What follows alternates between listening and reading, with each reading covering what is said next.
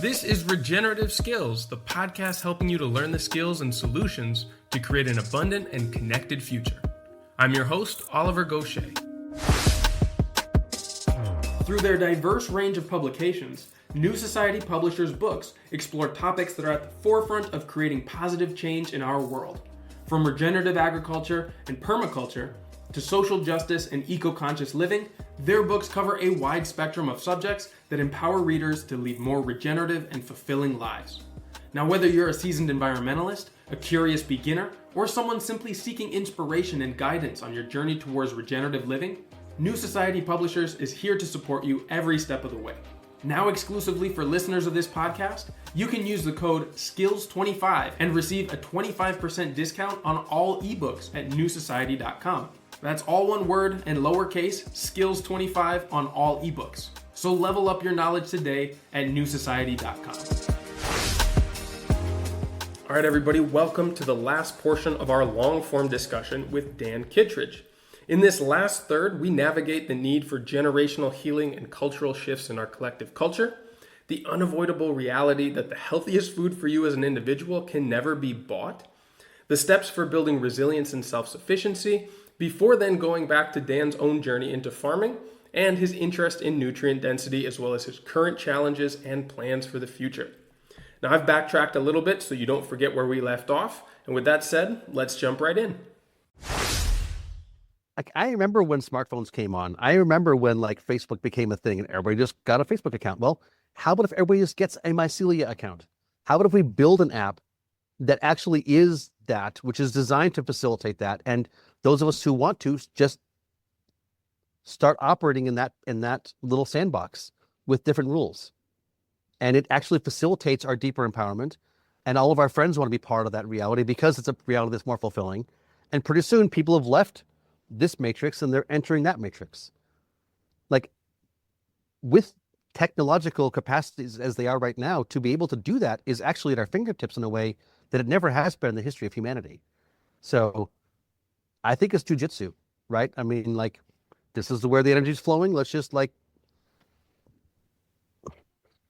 a little twist on it, and all of a sudden, it's really the focused way facilitating deep empowerment. I don't know. This is where my energy is. Yeah, I'm absolutely on board. I really like the concept of what you're talking about. My problem is I've heard other people talk about this potential and how this could be, and I've yet to see something manifest, at least in the technological sphere, that not only does this, but also is embedded with a mechanism that reduces the dependency on the thing that you then get that source from, right? Yep. So let's say 100%. You get the app, let's say you get the interface that is your window into reconnecting with the natural world, or developing deeper relationship with community and neighbors and family, whatever that is, right? To me, if that becomes the mechanism that enables that when it goes away, and we're talking about this at an extremely opportune moment because I only just got internet connection back and electricity back after a record-breaking blackout on the Iberian Peninsula that affected Spain and Portugal, and all of our power grid went down. And the major takeaway from this is that people can't go 2 or 3 hours without electricity without panicking and all of our infrastructure shutting down and work not being able to move forward, and realizing how fragile the infrastructure that we depend on for everything in our life is. And I'm personally proud for how far I've come, my partner and I, in not having our lives fall apart when something like this happens. I wasn't in this place 4 years ago at the beginning of the pandemic, and that was very apparent when that started. And it's part of the reason why we made these moves. But it just seems like everything that's being developed now is basically reattaching us to this digital electronical umbilical cord that causes mass hysteria and chaos when it's turned on for the slightest amount of time. That they're talking about this as a catastrophe, a state of emergency. And it was off for, I want to say, maybe 10 hours, this is such a minor glitch. And that even if something beautiful is developed using these fragile and inherently, in much of my opinion, the foundations on which even something positive in this space is built on is fragile and destructive, are we rearranging deck chairs on the Titanic? You know what I mean? This is where 100%. my pushback comes from. I love the No, but yeah, yeah. And like I said, this is my edge. This is where I'm looking at, and I think these are completely appropriate design considerations to be considering. And if I was more cogent in my presentation, I could say, I hear what you're saying, but no, that's not a concern because of X, Y, and Z, A, B, and C. sure. And I And don't expect you to be where the defender of the potential of regenerative technology, for example.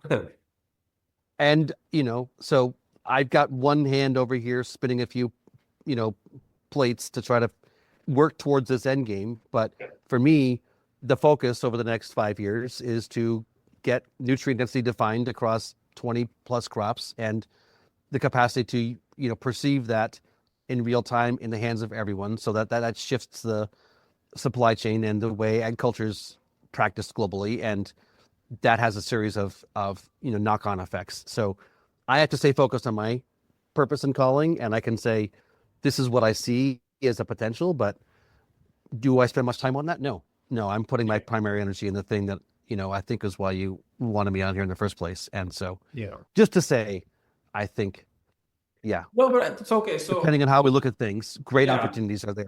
And let's use the example of the bionutrient meter, right? Because this is a technological project that is helping to define things that presumably we don't have other mechanisms to detect right now. Although you've done a good job. Except for our noses and tongues. Exactly. And this is where I'm going with it. So when I look at these things, especially as the conversation evolves around how do we measure regeneration, which is a big thing in the space right now, right? What are the parameters for soil function, soil health, health of crops and plants, and any other metric that you're looking for, right? And someone comes in and they say, hey, look, we've got this great new tool. It involves some technology or it connects to the internet or it does this or has some AI sensor. And I'm like, great. What is the analog to something that anybody without this tool could at least get a grasp around the parameters of what you're trying to measure?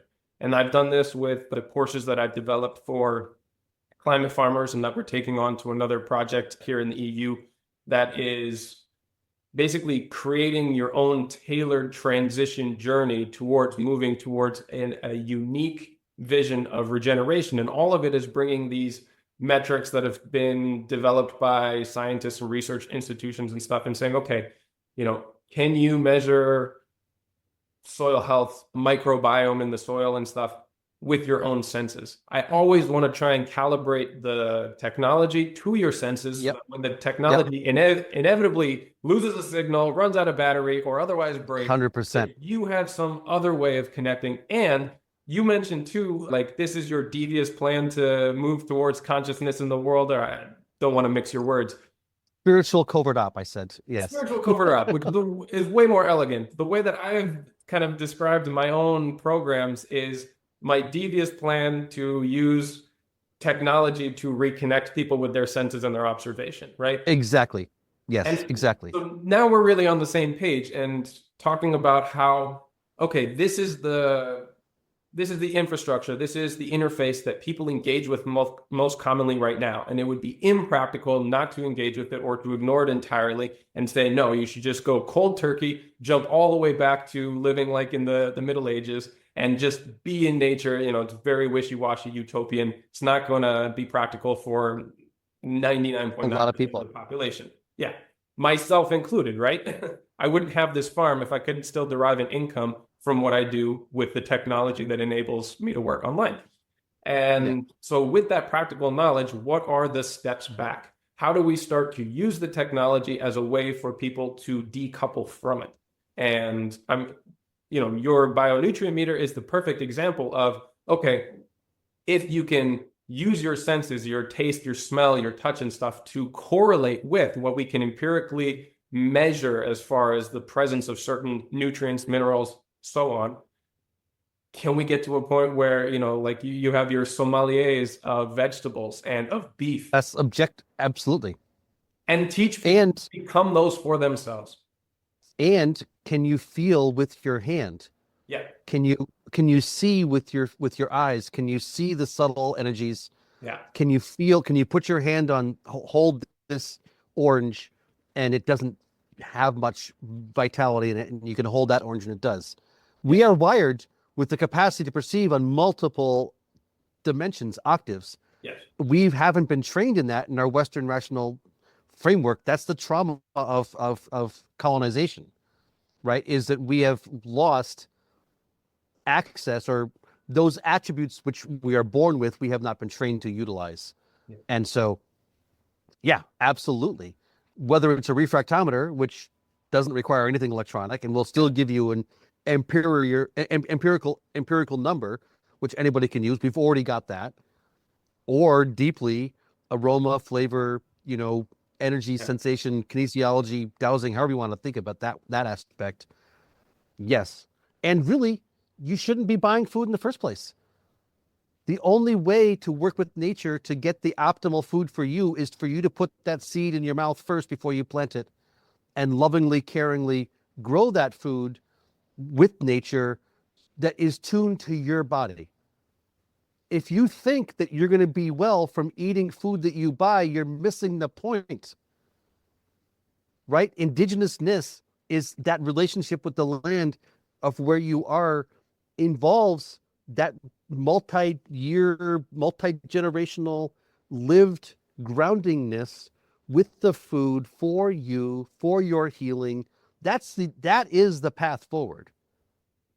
Buying stuff because you work in a city and you have a job and you don't grow food and don't have land tenure is never going to provide the optimal quality. It can't, because the optimal quality can only come from your lived deep relationship with nature.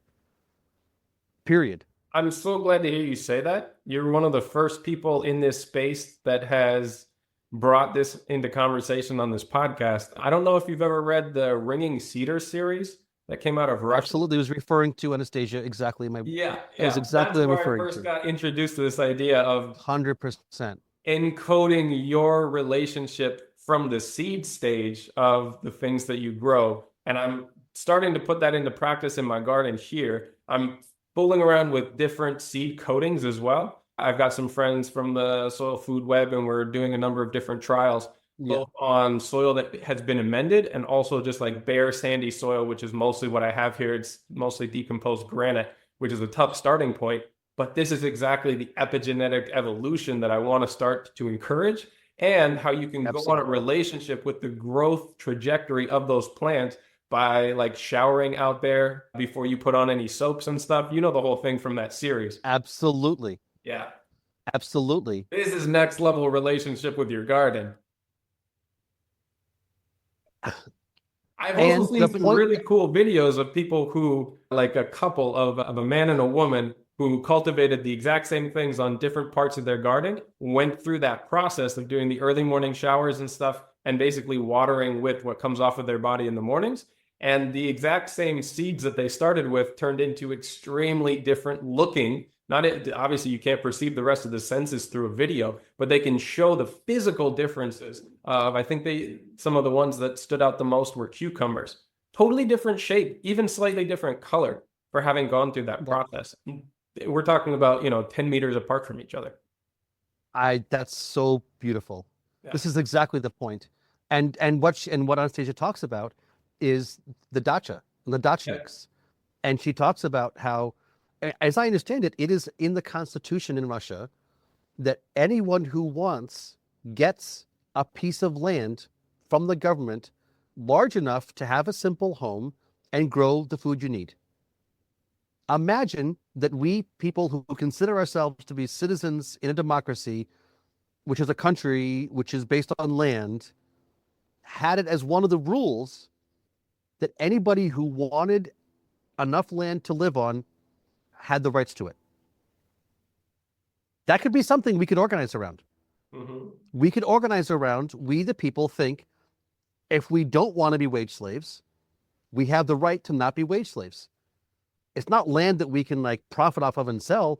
It's land that we can have tenure to and be able to live a simple life and raise our families well if we want. I propose that as a foundational political agenda for a democratic societies to be organizing around. I think it'd be much more enlightened version of minimum basic income. Sure. And it's based on the fact that we already have land. Yeah. And it's about your relationship with the land where the opportunities are. So, oh my God, this is exactly the kind of places we can be going, I think. And if we begin to facilitate that, where a bunch of people have their own resilience on land, then when the power goes out, who cares? Because for millennia, humans didn't have power and everything was fine. They actually had lovemaking and music and culture and spiritual traditions, and power was not part of it, right? Like electricity and internet was not part of it because our nature was much more profound than that. And we are deeply colonized. We are, living a denatured life. And the more you are denatured, the more you are likely to die off. That's what nature does. For those organisms which fall out of harmony with her, they die out. That's the trajectory we're on. So which path do you want to be taking for the rest of your life, for your children, for your grandchildren? I mean, there's a beautiful bifurcation opportunity here. It is quite profound, the opportunity. It's staring us in the face. Yeah. And we have free will. It's up to us to choose. We can't give it the right over to anybody else. We can, but it's our power that we need to be stepping into. And do we choose to be in harmony with nature, or do we choose to go with a totalitarian state? I mean, absolutely. And this goes back to this concept of positive or regenerative technological applications, is rebuilding our capacity for senses connection and tapping into our connection to other dimensions and other forms of perception. Because one of the writers that I really like how they articulated this is Tyson Yunkaporta from Australia. Yep.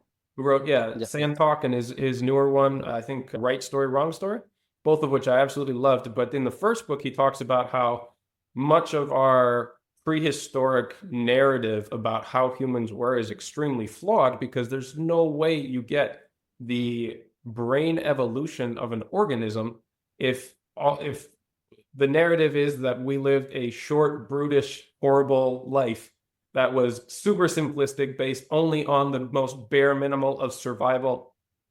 But that's only a story from the Western rational exactly perspective. One that was that's not the deep historical perspective. Yes. Yeah. Yeah. And that this capacity and the senses that we are unfortunately on a daily basis dulling can only have come from a highly evolved biological and spiritual being, because there's no need for all of this very energy intensive gray matter in our heads if all we're doing is gathering food, fighting each other off, having sex, and trying to keep it going for a little bit longer, right? Who are we, and what are we doing? What's the purpose of life? And what is our upper limit? What is our real potential? And how do we redevelop Enlightenment. Yeah. Enlightenment is the potential. Mm-hmm. Complete transcendence, superconscious transcendent bliss is the objective I propose. I'm not what I propose. That's the elder traditions that I subscribe to say that that's the answer. And that's why I keep coming back to this question of what are some of the tangible, at least ideas and practices that start to chart a path back towards living this way. Obviously, with the pragmatic necessity of engaging with the reality of the world around us, the technologies that we use, the paradigms of the people in our communities, and the things that keep the systems that we depend on to live right now propped up, right? Things that allow you and I to travel are extremely, or at least at the moment, very destructive systems. And yet, so much of what we're talking about right now through the internet and through the electricity that powers this, as fragile as it is, opens opportunities. How do we leverage? I mean, in this case, we're all very privileged of the things that we have access to. How do we leverage that to chart a path towards a different way of living and re-engaging with the senses and the consciousness that we're actually capable of? One step at a time. Every moment you choose the thing that's best, most deeply best and right. If you just focus right here, right now on the right thing to do, and you stay in the moment and you keep doing the best thing of the choices you've got, in 5 minutes, in 5 days, in 5 months, your life's going to be completely transformed because you've chosen well, because that's what you have is your consciousness and your free will. And If you catch yourself engaging in unhealthy, disharmonious actions, that's your mistake, your fault. Don't blame it on anybody else. Just change. Don't judge. Just control yourself, direct yourself, focus your attention. We all have this capacity. That's our God-given, beautiful, magical capacity as manifestors with consciousness. So it's about us choosing constantly the most harmonious thing, I think. Mm. I mean, and you're not going to be constant. You're obviously going to fall down and get back up again. But Sure. if we begin to take responsibility for our lives and like, you know what, this is not good. Let's just try to stop doing it so much. And really, this is what my deep inside is telling me I should start doing more of. And really, this thing doesn't feel good. I'm just going to stop doing that over there. Hmm. Like, we completely have all the power we need to change everything in short order. Yeah. It's our decisions. We are choosing to take part in the reality we're taking part in. And blaming others there's part of the mistake. Hmm. Is there a Where we're at. decision or a step in your life right now that you're struggling with? Decision or step that I'm struggling with? I feel like my life is a series of like amazing opportunities that I can't do simultaneously. So like I'm traveling around the world, meeting amazing people, I think having meaningful impact while simultaneously aching to be on my land, doing wonderful things on my land, on my farm. So like, oh, I got awesome people over here I want to meet and hang out with. I got amazing things happening down there. And I really want to be at home. So I can very much relate to that. That's exactly what yeah, I'm going through right now. I'm absolutely in love with being at home for the first time in my life. I feel like I'm exactly where I should be. And I'm on an extremely accelerated learning journey where I'm constantly getting smacked in the face by the observations and the changes and the learning curve that I'm on of being present here in my own journey of kind of yeah, re-indigenization through this process. And so yeah, many opportunities, so many incredibly inspiring people through, especially the Climate Farmers Network and the farmers that inspire me every day through our chats and through our exchanges, friends and such, pulling me towards opportunities where I get to do projects on their places or teach yeah, workshops and stuff. And I want to do all of it at the same time, but I can't do yep. one of them well if I'm constantly being split so much. So I really, really resonate with what you're saying. I mean, and I remember when it was a series of horrible choices I had to work from. Like this Yeah. sucked, that was horrible, and that was like, oh no. That was my three choices. And I've chosen like the less bad, the less bad, the less bad, the sort of good, the kind of good, the almost God. This is like, okay, like if you just keep choosing the thing that's the best Yeah. deeply from your own guidance within, best, not like what somebody says, but like from your own truthful conversation with your conscience, you get to a point where you have a much more fulfilling life, I think. That makes me want to go back to the beginning. Normally, this is where I start on podcast interviews with like, how did you get here? What was your trajectory to get where you are now? And then talk about your work. But we haven't even mentioned how you gone from your spiritual journey in the Himalayas to starting to farm and now being torn between all these opportunities. So let's go back. Tell me how you got from there into the farm that you have now. I mean, how far back do you want to go? Well, okay, so I I think we kind of left off where you had continued your spiritual journey, but you'd left the Himalayas, and we didn't quite tie that up with a bow. So, Well, I mean, the foundation, I think that's important context is that I was raised on a homestead, an organic farming back to the land homestead. My parents, when I was 4 years old, left the city where they had been community organizers and bought a piece of land on a dirt road and built a passive solar house with a root cellar and a wood stove and got a milk cow. And where was this? I was raised in Massachusetts, Oh yeah, yeah. What part? right in the middle, Okay. a little town called Barry in Worcester County.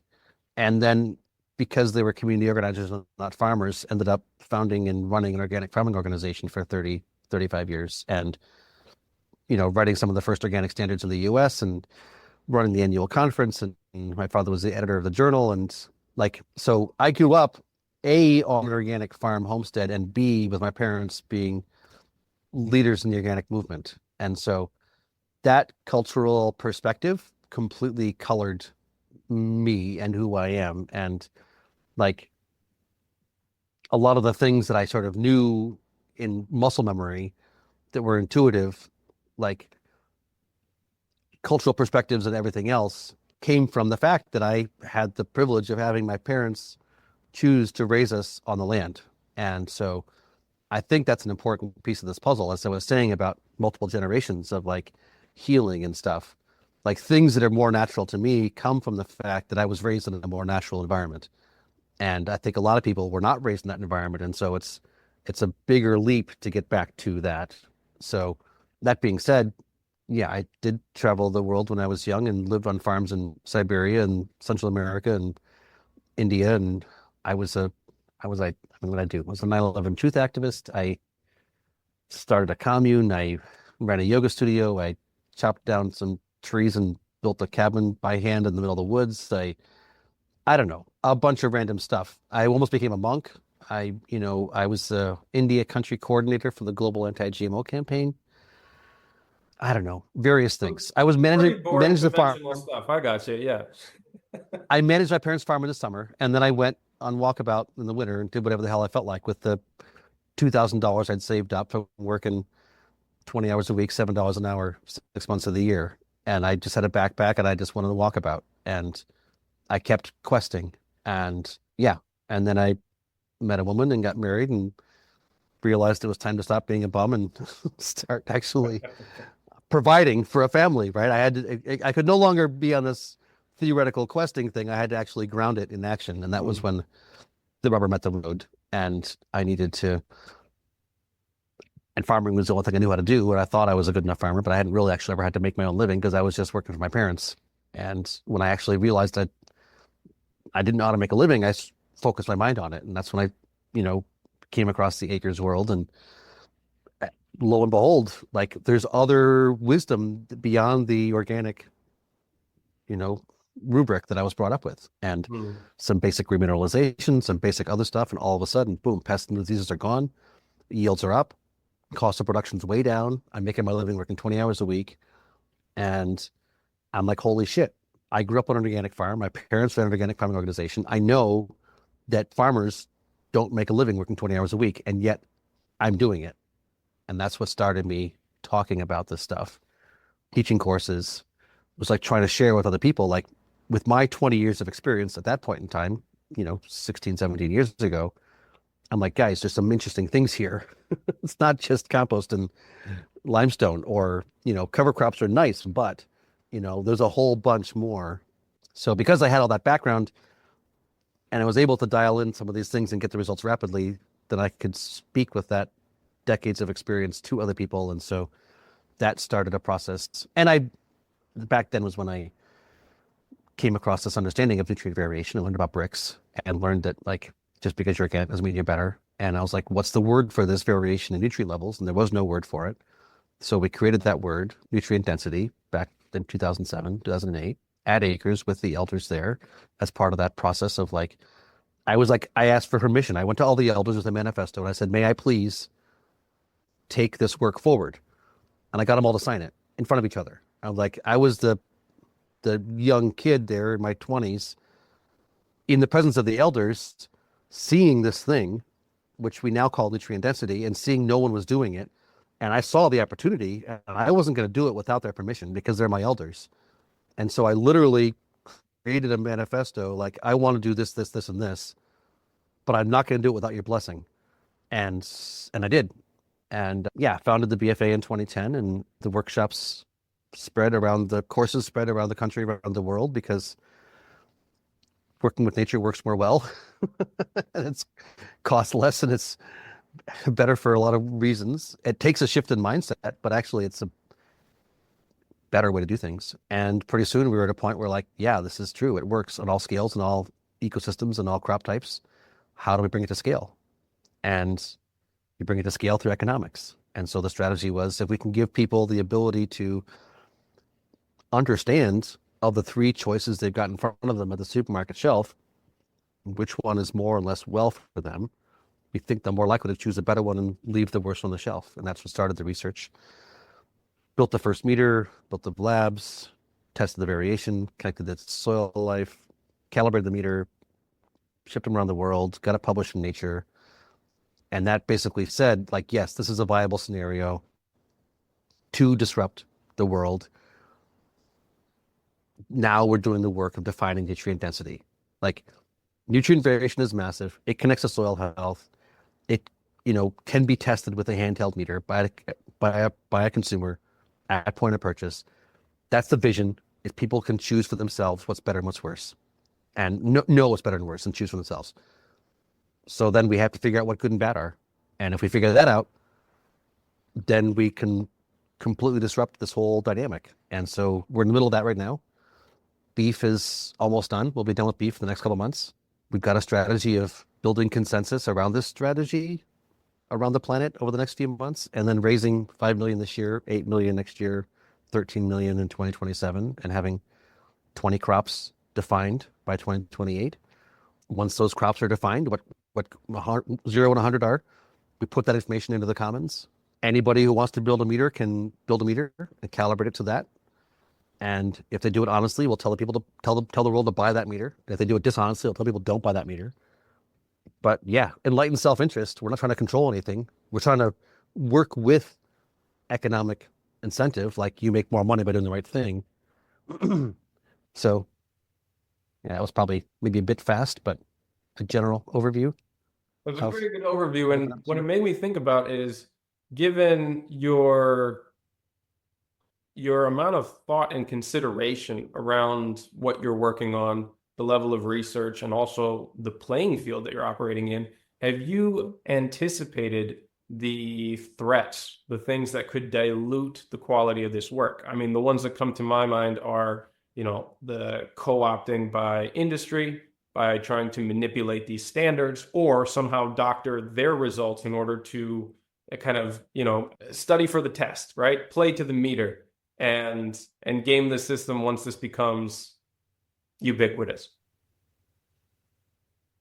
I've thought a lot about it, considered it, as maybe not intuitively is the case, but I think if you thought about it a little bit more, you'd understand it's the case. The people that seem to be most actively engaged in co-opting are not big business, but people trying to co-opt the word.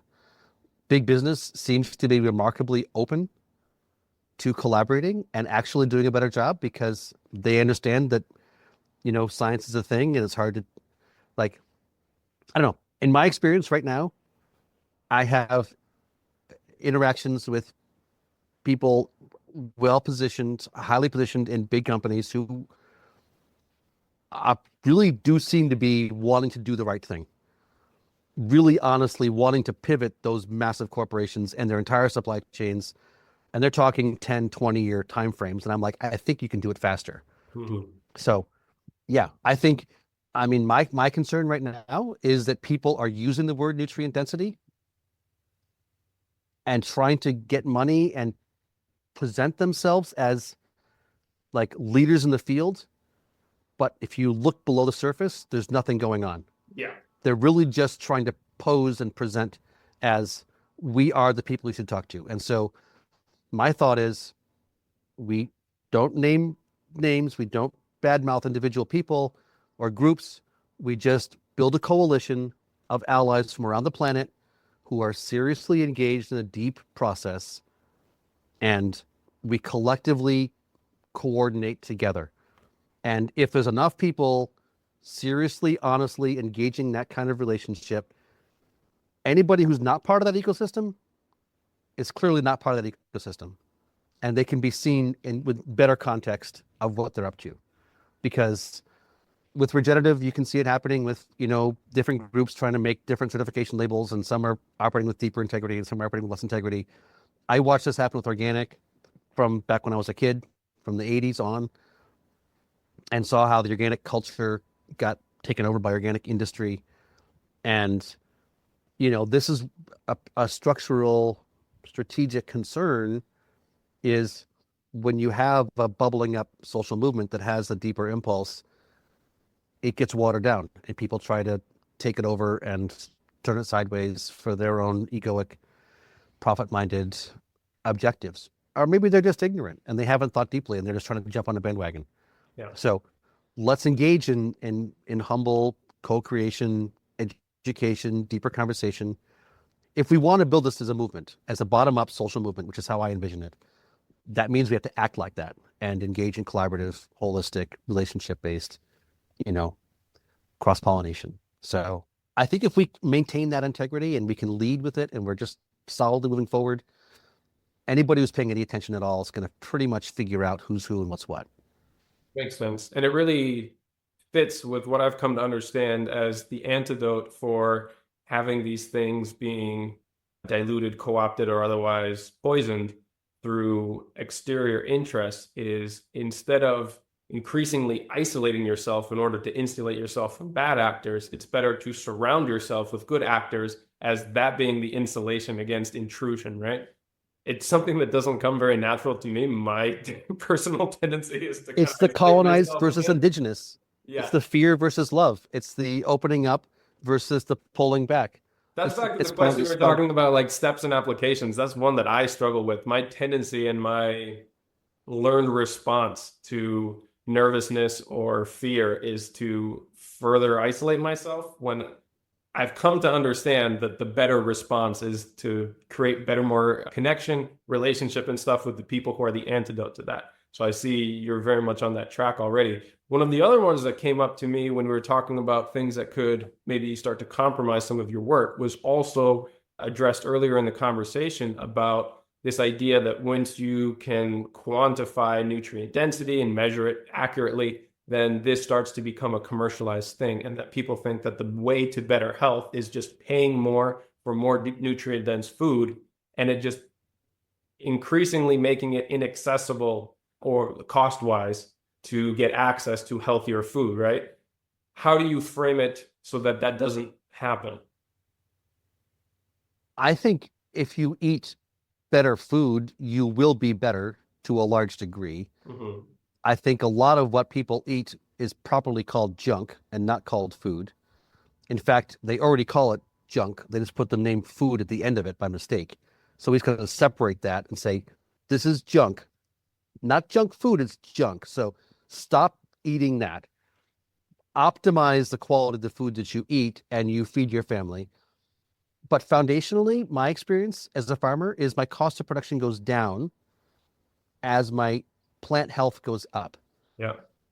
So it doesn't have to cost more to have higher quality food. That is not logical, except in that some people are going to try to maximize profit, Yeah. which is part of the way reality is. But It's if we're inevitable. actually working with nature, like I was able to make my living farming before I started doing this stuff pretty much full time, not charging premiums, charging right in the middle of the pack with a superior quality product. And so I propose those of us working with nature can outcompete the chemistry paradigm on price. We don't need to charge premiums. If we're actually successfully working with nature, our cost of production goes down. And that's the path forward broadly, is we simply suck the life force out of agribusiness because it's not efficient. It's not efficient. Nature is more efficient. So let's just win. Let's support people with our AI, with our big data, with our open sharing algorithms. Let's not have these data sets all be black boxed and proprietarily controlled. Let's have them be completely opened up. Let's collectively share on a blockchain, cryptographically secure, everyone controls their autonomous data, but they can share the metadata framework where we can collectively learn in short order. We can use AI to pattern form and support every grower on every quadrant of this entire planet in optimized function. We can use the technology, if we use it based on empowerment, to empower everyone. Yeah. And rapidly create a dynamic where we don't need to be buying stuff anymore. I mean, I don't know. I think the opportunities are massive. It does involve unpositing a few things, but like, why not unposit those things which everybody agrees we don't want in the first place? Sure. Like, if we're going to go for it, go for it. Yeah. This is part of a strategic, systemic, cultural transformation that everybody knows needs to happen. We just need a path and a pattern and a plan for. I went and spoke at Davos this year. I was speaking in Switzerland at the World Economic Forum in January. And I was like, nobody here knows what needs to be done. A lot of them mean well. A lot of them really do. I had a hard time finding anybody who didn't want to actually make things be more well, but they were ignorant. They didn't know, they didn't have a plan for how we could pull it off. And so what I propose is, if we can lay out a plan that empowers anybody who engages, from a massive corporation down to smallholder farmer in the developing world, that's coherent, that anybody can plug into wherever they are, and start doing it, then just keep doing it. We don't need to fight anything. We just need to build the world we want to see. And I don't know, it seems like kind of simple. It does. And I've had conversations about similar ideas for 9 years now on this show. And as simple as it seems, this is why I always keep trying to bring things back to the practical steps, right? Because that's where the disconnect often happens. Absolutely. Concept is sound. Walk your talk. Walk your Starts talk. to fall apart. And again, the main reason why I'm exploring these things that could dilute or compromise what you're doing, right? So far we mentioned co-opting the term, diluting the data, or somehow producing or manipulating things to play to the meter itself. And then we also mentioned commercial interests and turning this into, the highest bidder pays for the highest nutrient stuff.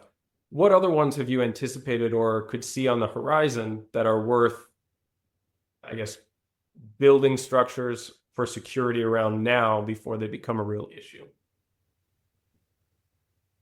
I mean, I think we can find 100 ways to say people will behave badly and like be afraid of this, be afraid of this, be afraid of that. Sure. What I've tried to do is to develop a strategy that inspires people to behave well and like is designed at its foundation to cause anybody who engages to succeed. And like, if you plug into what we're doing, you can clearly see how you will be better off. And then don't talk about it so much. Like, we don't have a very big PR presence. The BFA, has been a pretty rudimentary communications platform for a long time, because I think it's better to speak softly and carry a large stick. It's better to do your work before you spend too much time talking about it, and let the word of mouth of people who get it spread, because reputation is the most powerful form of advertising, right? And yeah, so I think the best thing to do is to do the work and let it keep building and building. And pretty soon you're far enough down the pike that the job's done. And anybody who wants to come in and try to sideswipe you, like, too late, sorry. Like, if everything's open source, if everything's in the commons, if everything belongs to everyone, you can't shut it down. You can't buy it. You can't, it's in the collective. Yeah. And so foundationally, strategically, that's why we're not a company. That's why we're an NGO, is because we're specific. That's why everything we're doing is based on charitable donations, is because there's no investment, there's no IP, there's no, control. If we have to understand, the model of nature is symbiosis. The model of nature is collective, collaborative sharing, not controlling. And so if we can, from the very beginning and at our core nucleating structure, be predicated on that sort of understanding, it inoculates us. We have immunity to these things. So don't get ahead of yourself. Don't be cocky. I mean, the biggest problems are in your own imbalances, right? In the ways you engage inappropriately with the universe. I say don't worry about others, worry about yourself. Find the flaws in yourself and find the flaws in your own way of being, and improve those things. And that'll maintain as much of a harmoniousness and a Tao and a flow. Like the Tao, right? The Taoism, go with the flow, basically just relax into the flow, and don't try to push, don't try to control, don't try to like force. That's been the strategy. I'm not sure it answers your question directly, but it definitely does. And what it makes me think of, especially since I would say that's a very humble, I guess, awareness that is built into how you've set up your structure, at least with how you deal with the industry and the space in which the BFA operates. Do you have similar checks and balances or ways of auditing yourself within the organization to make sure that things don't start to fall apart or compromise internally?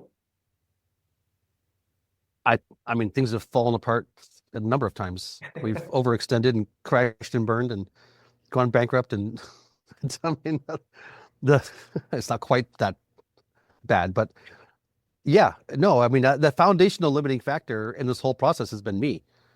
It's been my capacity to maintain coherence. We'd be much farther along if I was a much more evolved being. That's part of what's taken so long. It's just I wasn't man enough for the job. So I feel like, I mean, one benefit of decades of experience is some decades of experience. They call it wisdom, call it whatever you want to call it. Like, you begin to see patterns and be more, centered in yourself. And yeah, I mean, the real check is within. Ideally, you surround yourself with people who are centered in themselves also, and will call you out if you're getting out of line, and you've got that trust, right? As a bunch of peers that we all care for each other, and we see this as a collective. And I may be in the protagonist role in the play, but everybody's got a critically important role. You can't have a movie without all the people to make the movie. Like, one person appears to be the front person, but that is not, like, that one person without everybody else doesn't make a movie. So, like, as long as we all understand we're in it together and we respect each other as equals, and we understand each other's roles, and we're there to support and collaborate and cross-pollinate, that's symbiosis. That's the pattern of nature. Well, what is left to do coming forward? I mean, obviously there is a lot of research projects underway, and the device itself is not easily accessible. I think there's a version that can be purchased. Is that true already? We stopped making it. Okay. Yeah. Yeah. What's left to do? I would say we're just getting started. Okay. We've only really established the foundation of a lot of things, and we haven't really gotten anything done yet.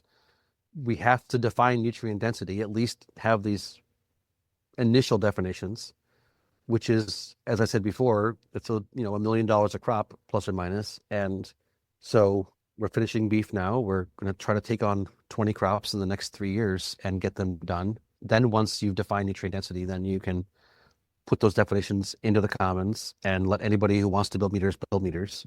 Then the market begins to really pull through the good stuff and incentivize a shift in practices. Honestly, I really try not to spend too much time looking too far ahead. It's more about, like, be present right now, do the things that are most obvious, focus, prioritize, reground, stay centered. The future is unwritten, right? I mean, it's like, it's not my job to say what needs to happen next. It's my job to receive the guidance of what to do next and then act on it. So I can tell you what might happen, but what has to happen is I just have to stay focused and stay centered and keep doing what I'm doing to the best of my ability. And I feel that too. Yeah. Yeah. Definitely in that as well. Yeah. So you mentioned different ways that people can get involved and participate and contribute to this work. What are the main ways right now, and how can people get actively involved in this work or contribute in some way with what they're advancing as well?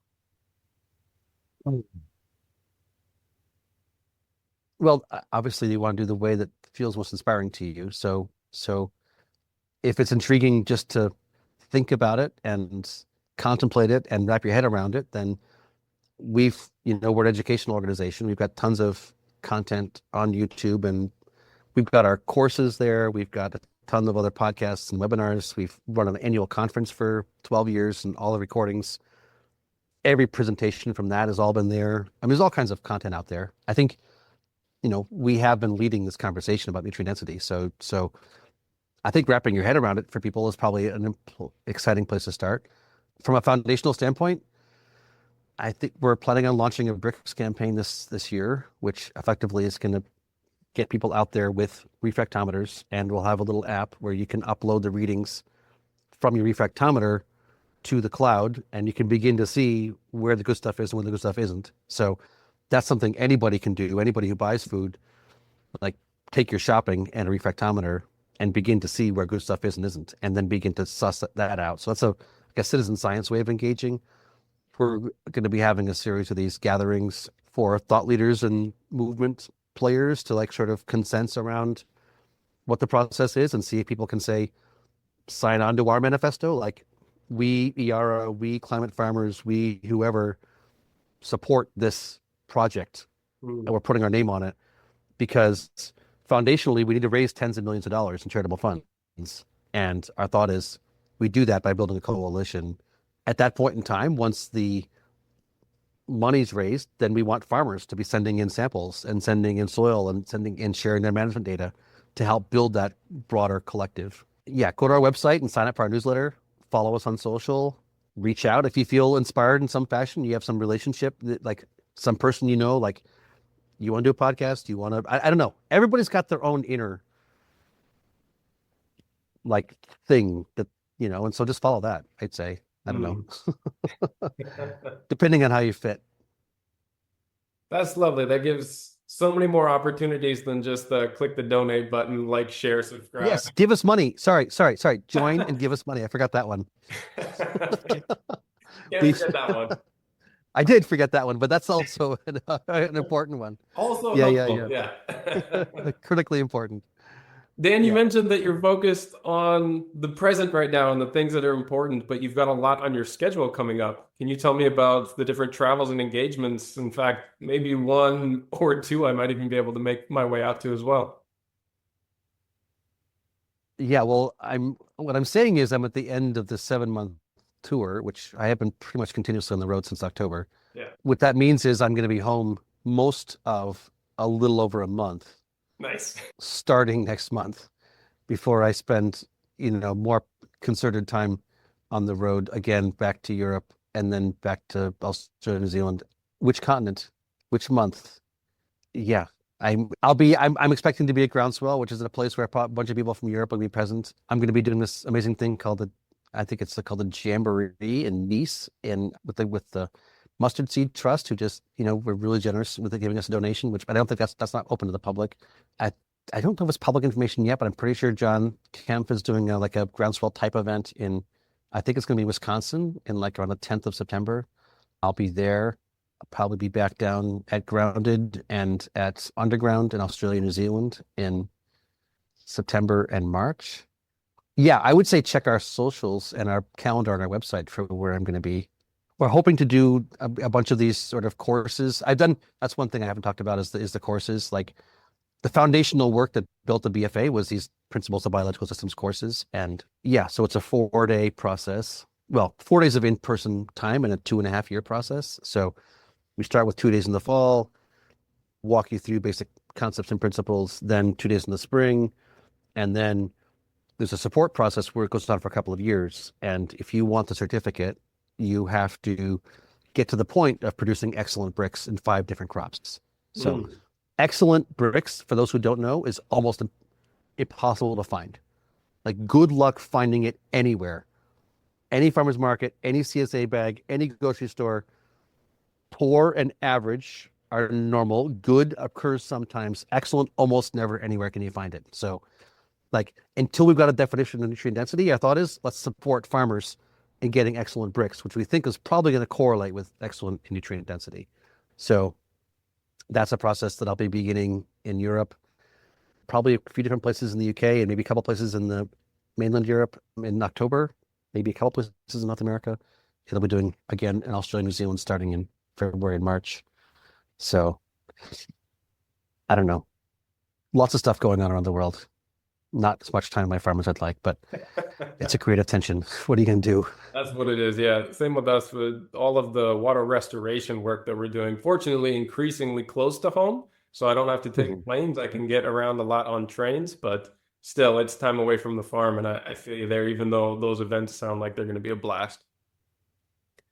And the water cycle stuff and the ecosystem restoration stuff is so powerful. Yeah. It's so massive. The capacity we have to turn the brown quadrants of the planet green again in amazingly short order, I don't think people properly understand. Yeah. There's still the storyline around about carbon and climate change and how we're all screwed. And like, no, guys, we're not screwed. Carbon is not the vector to solve the problem. The water cycle is the vector to solve the problem.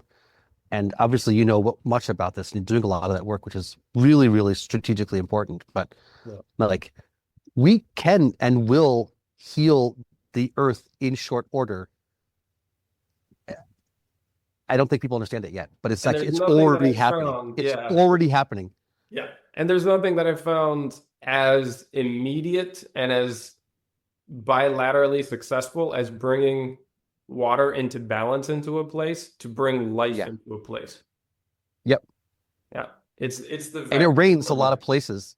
You just have to get the rain that comes down not to run off. It doesn't get much more complicated than that. It's not that tricky, but you'd be amazed at literally where it rains, just keep the rain from running off by hook or by crook, and good shit will happen. And that will heal the planet.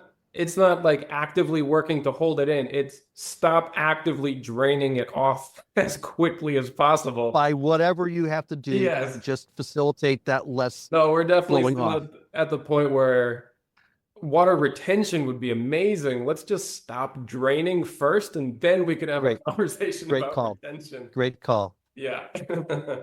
Well, man, we've both got a lot going on in the future. But before we wrap it up here, I want to leave it to you to let me know if there's anything that you really wanted to explore that I missed out on for my own lack of observation or perception in this conversation. I think this has been an amazingly fun, rollicking conversation. I'm glad we got to. This has been a blast. We've been talking about this for a long time, and big thanks to our buddy Andre Antunes. Thank you, Andre. Thank you, Andre. What a legend. I'm surprised we didn't find a way to connect earlier, because I've definitely been watching your progress and your talks and your educational material for a long time, but better late than never, and I really thank you for making the time. This has been real special. Thank you very much, Oliver. Good luck with all of your work, and this has been great fun.